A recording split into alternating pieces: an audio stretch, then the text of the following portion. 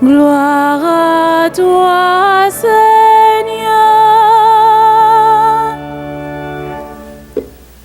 Le Seigneur soit avec vous. Évangile de Jésus-Christ selon saint Luc. Un jour, des gens rapportèrent à Jésus l'affaire des Galiléens que Pilate avait fait massacrer, mêlant leur sang à celui des sacrifices qu'ils offraient. Jésus leur répondit, « Pensez-vous que ces Galiléens étaient de plus grands pécheurs que tous les autres Galiléens pour avoir subi un tel sort? Eh bien, je vous dis, pas du tout. Mais si vous ne vous convertissez pas, vous périrez tous de même. » Et ces 18 personnes tuées par la chute de la tour de Siloé, pensez-vous qu'elles étaient plus coupables que tous les autres habitants de Jérusalem? Eh bien, je vous dis, pas du tout. Mais si vous ne vous convertissez pas, vous périrez tous de même. Jésus disait encore cette parabole. Quelqu'un avait un figuier planté dans sa vigne. Il vint chercher du fruit sur ce figuier et n'en trouva pas. Il dit alors au vigneron, « Voilà 3 ans que je viens chercher du fruit sur ce figuier et je n'en trouve pas. Coupe-le. À quoi bon le laisser épuiser le sol? » Mais le vigneron lui répondit, « Maître, laisse-le encore cette année, le temps que je bêche autour pour y mettre du fumier. Peut-être donnera-t-il du fruit à l'avenir. Sinon, tu le couperas. » Acclamons la parole de Dieu.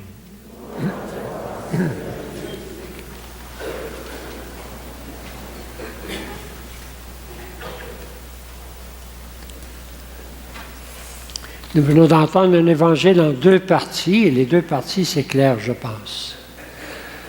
La première partie s'est basée sur l'actualité du temps de Jésus. Alors, Pilate avait fait massacrer des gens qui étaient en prière. Et puis, un peu plus tard, je ne sais pas s'il y a un tremblement de terre, mais il y a une grosse colonne qui est tombée et qui a tué 18 personnes. C'était l'actualité du temps de Jésus. C'est pas difficile d'en faire notre actualité. Nous venons de vivre des choses terribles, nous autres. Pendant que des gens étaient entrés à Nouvelle-Zélande, en train de prier, il y a quelqu'un fou qui est rentré, puis il y en a tué une 50aine. Ça ressemble un peu à Pilate. Puis ensuite, je ne sais pas si vous suivez les nouvelles, mais il y a eu un cyclone épouvantable dans le pays de l'Est de l'Afrique, qu'on appelle le Mozambique. Il y a au moins 400 à 500 morts. Puis il y a des milliers de personnes qui sont abandonnées sans rien. L'actualité d'aujourd'hui, c'est facile de l'appliquer à l'Évangile. Le Seigneur nous parle de l'actualité de son temps, mais il nous parle aussi de l'actualité qu'on vit. Et puis peut-être qu'il nous dit la même chose, parce qu'il ajoute une parole.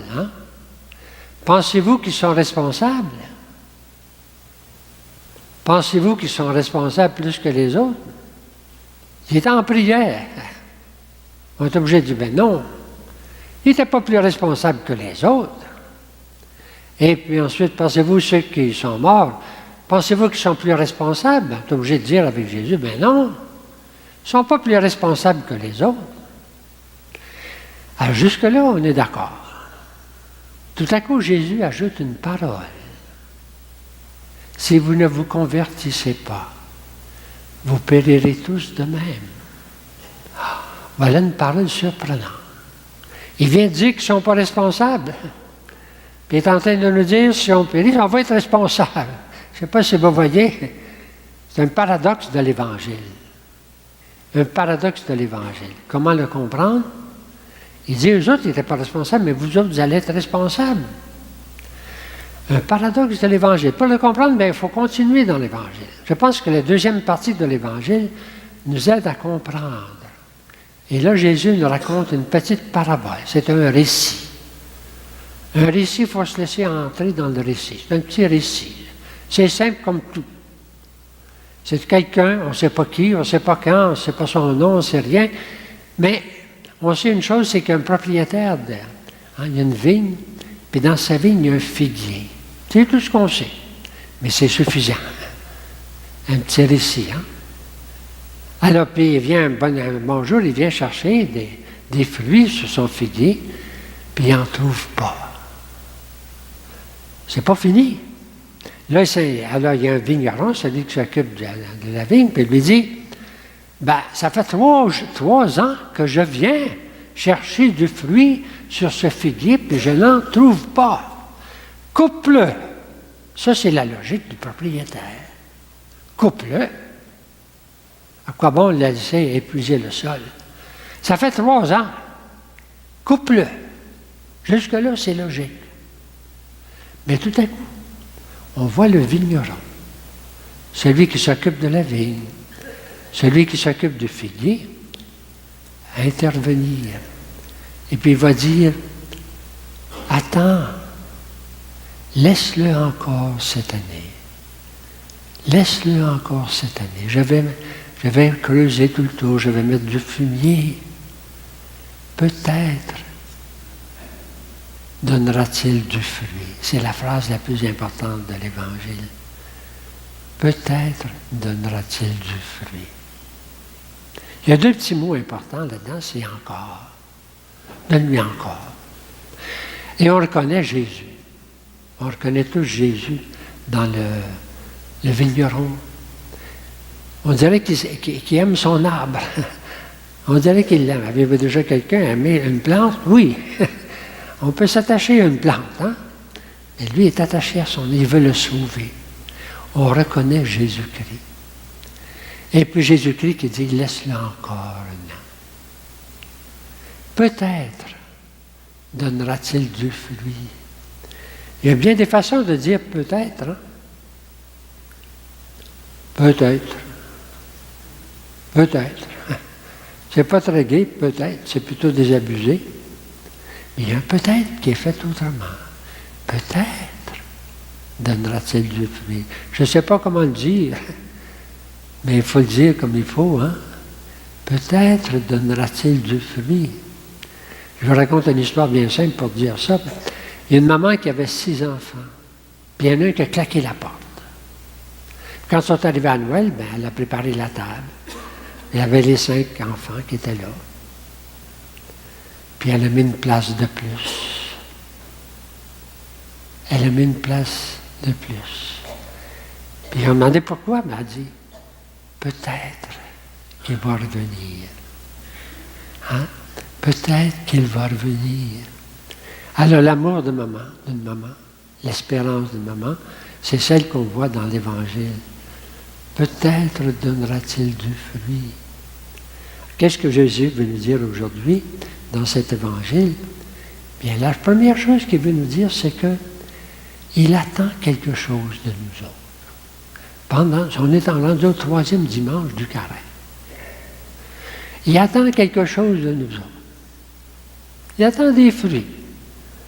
Et puis là, pendant la messe, chacun doit se demander qu'est-ce qu'il attend de moi. Qu'est-ce que le Seigneur attend de moi? Le Seigneur attend des fruits de chacune d'entre nous. Et là, c'est à chacun de répondre. Pendant ce carême 2019, qu'est-ce que le Seigneur attend de moi? Bon, je suis porté des fois à dire, la semaine prochaine. Le Seigneur est en train de nous dire, attendez pas à demain, attendez pas à la semaine prochaine, attendez pas au mois prochain, attendez pas à l'année prochaine. Attendez pas qu'il y ait un fou qui rentre ici et qui se mette à tuer tout le monde. On retrouve le début de l'Évangile. Attendez pas qu'il y ait un désastre épouvantable qui nous tombe sur la tête. Attendez pas. Le Seigneur dit, j'attends quelque chose de vous. Attendez pas. Hein? J'attends du fruit. C'est le premier message de l'Évangile aujourd'hui. On est au 3e dimanche du carême. Le Seigneur attend quelque chose de nous autres. Alors, c'est du fruit. Pour produire du fruit, il faut 3 choses. Il faut du soleil, il y en a un peu trop un matin, mais il faut aussi de l'eau. Et puis, il faut de l'amour. Le Seigneur est en train de nous dire, je suis le soleil. Je suis la source. Venez vers moi. Hein. Laissez-vous éclairer par moi. Venez vers moi. Venez vous ressourcer. Venez vous abreuver à mes sacrements. Et puis, il va plus loin. Il dit, j'aimerais vous entourer de mon amour, comme le vigneron. J'aimerais vous aimer. Laissez-vous aimer pendant ce carême. Si vous voulez porter du fruit, laissez-vous aimer, laissez-vous entourer par l'amour du Seigneur qui nous invite, et c'est sa deuxième invitation aujourd'hui, il attend quelque chose de nous autres. Puis il aimerait donc qu'on se laisse aimer par lui pendant ce carême. Il veut nous entourer de son amour, comme le vigneron. Et si on s'approche de lui, si on se laisse aimer, ce n'est pas toujours facile. On a chanté au début de la messe, celui qui nous aime. On croit que Dieu nous aime. Y croire puis le vivre, c'est deux choses. Hein? Se laisser aimer par Dieu. Laissez Jésus nous aimer pour porter du fruit. C'est un message de l'Évangile d'aujourd'hui.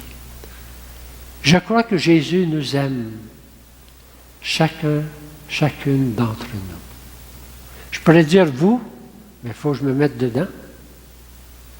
Il nous aime, chacune d'entre nous. Il faut se laisser aimer par Jésus pour porter du fruit.